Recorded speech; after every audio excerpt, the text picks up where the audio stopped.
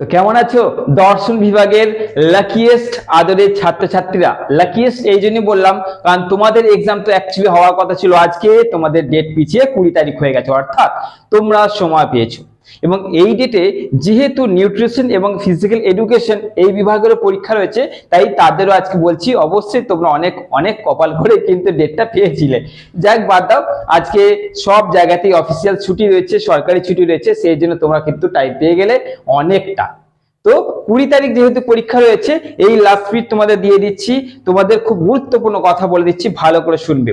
তোমাদের বলে দিচ্ছি সেটা হচ্ছে এইটা, যে তোমাদের আজকে যে কটা কোশ্চেন্স দিচ্ছি সেইগুলো তো অবশ্যই আমার যে লাস্ট মিনিট দিয়েছিলাম সেখান থেকেই দেবো।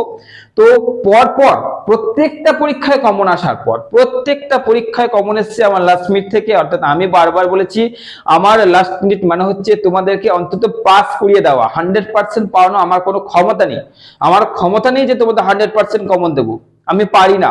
কতটা এক্সাম পেপারে আসে সেটা আমি জানি না, বাদ দাও, কিন্তু আমার কথা হচ্ছে 100% কমন দেওয়া কারোর ক্ষমতায় নেই। তাহলে তো সেই হয়ে গেল যে পরীক্ষার নির্ণায়ক হয়ে গেল, সেই কোশ্চেন বানাচ্ছে, তাই না?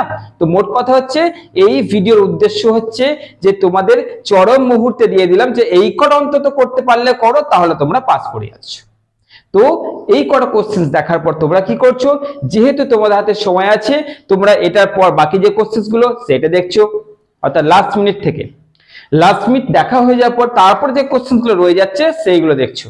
আমি বারবার প্রত্যেকটা ভিডিওতে বলেছি যে তোমরা যদি আজকের এই ভিডিও দেখে এই কটা কোশ্চেন করে রিল্যাক্স বসে থাকো, তাহলে আমি কিন্তু প্রত্যেকটা কোশ্চেন কমন আসবে এর কোনো দায়ভার নেব না, কোনো রকম দায়িত্ব নেব না।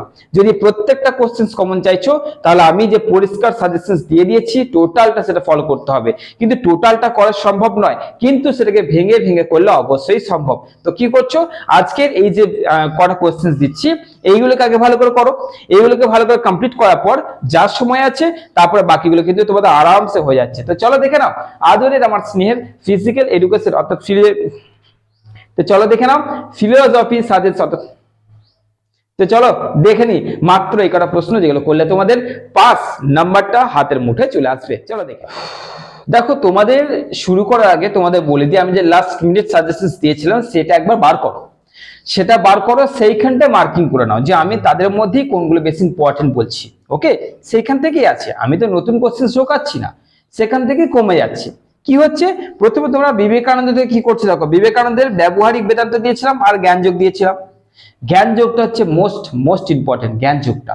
আচ্ছা, রবীন্দ্রনাথ ছিল অসীম মানুষের স্বরূপ আর ধর্মের স্বরূপ। এর মধ্যে তোমরা যেটা করছো ধর্মের স্বরূপটা, অর্থাৎ প্রশ্নমান 10-এ আসবে, ধর্মের স্বরূপটা মোস্ট ইম্পর্টেন্ট। ওকে, আচ্ছা, এরপরে দেখো অরবিন্দের ছিল মানব বিবর্তনের স্তর আর জ্ঞান যোগের অর্থাৎ পূর্ণযোগ। অরবিন্দের যে পূর্ণযোগ, এই পূর্ণযোগটা তোমরা যেটা করছো সেটা ধরে নাও তোমাদের 10-এ না হলে 5-এ। দেখো প্রত্যেকটা কোশ্চেনকে 10-এই করবে, 5-এ করতে যেও না, 10-এই করবে, 5-এ এলে ছোট করে দেবে, কি আছে।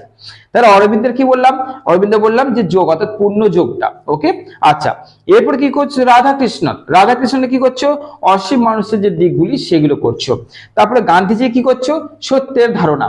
তারপরে ইকবালের কি করছো, জগতের স্বরূপ আর ঈশ্বরের স্বরূপ।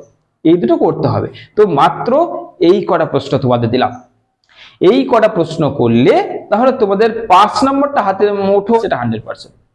5 নম্বরটা তোমরা করে যাচ্ছ, কিন্তু বললাম কি না এই কটা কোশ্চেন বসে থাকবে না যে চলো এই কটা করলাম বাবা বেঁচে গেলাম, না, একদম না।